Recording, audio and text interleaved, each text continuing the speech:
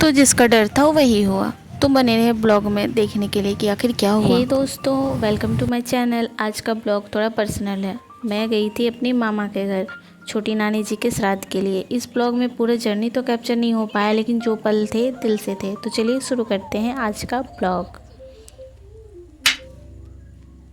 माँ बाबा और भाई पहले ही मामा घर निकल चुके थे, क्योंकि मेरी छोटी नानी जी का देहांत हो गया था और घर में श्राद्ध का माहौल था। भाई तो मुझे छोड़कर एक दिन पहले ही निकल चुका था, फ़ोन भी ले गया था। तो मैं अपनी जर्नी का एक भी सीन अपने ब्लॉग में नहीं डाल पाई। तो मैं थोड़ा लेट निकली, लेकिन साथ में थे दीदी, जीजू, फुचकी और अमृत बेटू। और हाँ, सब एक ही बाइक पे, एकदम family pack adjust and go वाली राइड थी। और दिखाते हैं कौन सी बाइक पे हम एडजस्ट होके आए हैं। तो ये देखिए, इसी बाइक में हम एडजस्ट होके आए थे, पूरे एकदम एंजॉय के साथ। बस प्रॉब्लम ये थी, फ़ोन जो है वो भाई के पास था। तो ना क्लिप मिली ना रील, सिर्फ यादें ही रह गई। पर क्या करें, कुछ मोमेंट्स ऐसे होते हैं जो कैमरे में नहीं, दिल में रिकॉर्ड होते हैं। जैसे ही मामा घर पहुंची, सबसे पहले भाई से मिली और तब ब्लॉग बनाना शुरू किया। ये घर एकदम पहाड़ों के बीच में शांत और सुकून भरा। पहली नज़र में ही मन को शांति मिल गई और छोटी नानी जी के घर के लिए हम निकल पड़े। फिर वो घर सिर्फ कुछ कदम की दूरी पर ही था। चलते चलते रास्ते जैसे यादों से भर गया। तभी सामने से पापा नज़र आए। उन्होंने खुशी खुशी फुचकी को गोद में उठा लिया। बस आप देखते रहिए, देखिए देखिए, वो रहे पापा, वो रहे। बस ये देखिए, इनका प्यार देखिए, खुशी देखिए। और क्या, वो मोमेंट, एक नाना और पोती का प्यार बस दिल को छू गया। और ये हम चल पड़े। और यहाँ ये दोनों नाना और पोती मिलके मुझे डांट रहे थे कि क्या एनी टाइम सिर्फ वीडियो बनाना शुरू कर देते। और ये मेरी बोनू है जो काम कर रही है। और ये हम पहुंच चुके थे। और क्या, श्राद्ध के दिन सबका मिलना, मिलके यादों को याद करना, एक अजीब सी खामोशी में भी एक अपनापन था। छोटी नानी जी अब हमारे बीच नहीं रही, लेकिन उनकी यादें, उनका प्यार हर कोने में महसूस हो रहा था। अब बात करते हैं घर के एक खास कैरेक्टर की, मेरा भाई, मामा का बेटा। उम्र में तो मुझसे छोटा है, लेकिन भाई साहब ने दाढ़ी ऐसे बढ़ा रखी है कि लगता है जैसे मुझसे 2 साल बड़ा हो।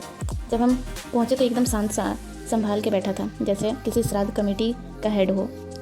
फुल में सब देख रहा हूँ वाली वाइफ। और जैसे ही हम अंदर आए, साहब ने तुरंत नाश्ता सर्व किया और बोलता है, अब तो मैं फेमस हो जाऊँगा, ब्लॉग में आ गया ना। हीरो एंट्री प्लस नाश्ता सर्विस, ब्लॉग का असली स्टार।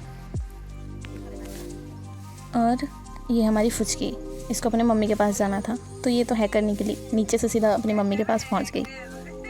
अब आई बारी हमारे ब्लॉग की सबसे क्यूटी पाई कॉर्नर की।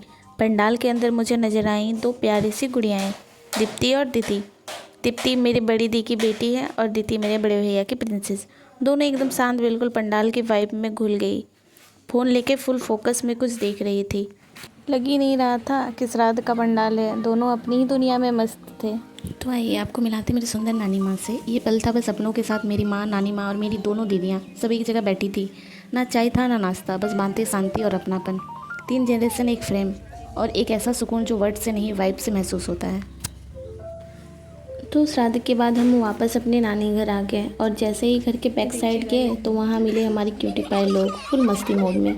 मैं सोची चलो देखते हैं क्या खेल रहे हैं, लेकिन जैसे ही पूछा, बच्चों क्या खेल रहे हो, तो एकदम सीरियस जवाब मिला, हम खेल नहीं रहे हैं, बात कर रहे हैं। भाई वाह, ऐसी बात तो IPL के प्लेयर्स भी नहीं करते होंगे। खेल नहीं, डीप कन्वर्सेशन चल रहा है। क्यूटी कॉन्फ्रेंस इन प्रोग्रेस। मैं सोची थी बस थोड़ी देर बातें करके शांत हो जाएंगे, लेकिन नहीं, हमारे क्यूटी पायलों की मस्ती तो अभी भी फुल ऑन मोड में थी। कभी हंसी, कभी भाग दौड़, कभी बात तो कभी छोटी मोटी नोक-झोंक। एक सेकंड के लिए भी रुकने का नाम नहीं, बस देखते ही रह गए हम। इनका एनर्जी लेवल देख के लग रहा था कि घर के अंदर श्राद्ध था, लेकिन पीछे पार्टी चल रही थी सही में। और क्या, मस्ती squad non stop since morning.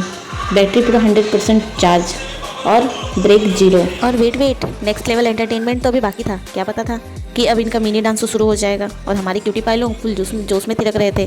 किसी को वेट की ज़रूरत ही नहीं थी, दिल से म्यूजिक बज रहा था। और मूव्स, अरे वाह, बॉलीवुड भी शर्मा जाए, ये तो अपनी ही दुनिया के सुपरस्टार। बस डांस और मस्ती ही हो रही थी कि तभी नज़र गई एक छोटे से मेहमान पर, एक कबूतर का बच्चा जो चुपके से कोने में था। देखा तो लगा शायद उसे आंखों से थोड़ा कम दिखता है, और फिर क्या, हमारी क्यूटी पाई लोग जो अभी थिरक रहे थे अब उस छोटी सी जान की चिंता में लग गए। और क्या। तो दोस्तों चलिए अब मैं आपको दिखाती हूँ मेरे मामा घर की असली खूबसूरती। दिखाती हूँ आपको मेरे मामा घर का पिछला हिस्सा, जहाँ बहुत से पेड़ पौधे हैं, एकदम जंगल वाली फील देते हैं। बीच में गौ माता है और उनके प्यारे से बछड़े आराम से चल रहे हैं। एक पुराना सा कुआं है और साइड में कटहल और नींबू के पेड़ों की हरियाली छाई हुई है।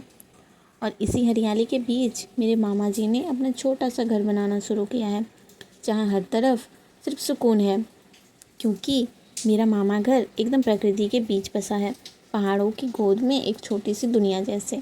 इन सब के बीच एक कमी ज़रूर महसूस होती है, मेरे नाना जी जो आज हमारे बीच नहीं है, लेकिन उनकी यादें हर पल साथ होती हैं। वो बहुत ही काइंड, सिंपल और प्यार करने वाले इंसान थे। हर बात में समझाते थे, हमेशा मुस्कुराते रहते थे और हमें बिना कहे समझ जाते थे। वो एक शिक्षक थे, पर सिर्फ स्कूल के नहीं, ज़िंदगी के भी एक बड़े गुरु। उनका प्यार, उनकी मुस्कान आज घर के कोने कोने में महसूस होती है, और जब भी हम यहाँ आते हैं उनका चेहरा हमेशा दिल में याद आता है। थैंक यू फॉर एवरीथिंग नानू, and we are missing you so much.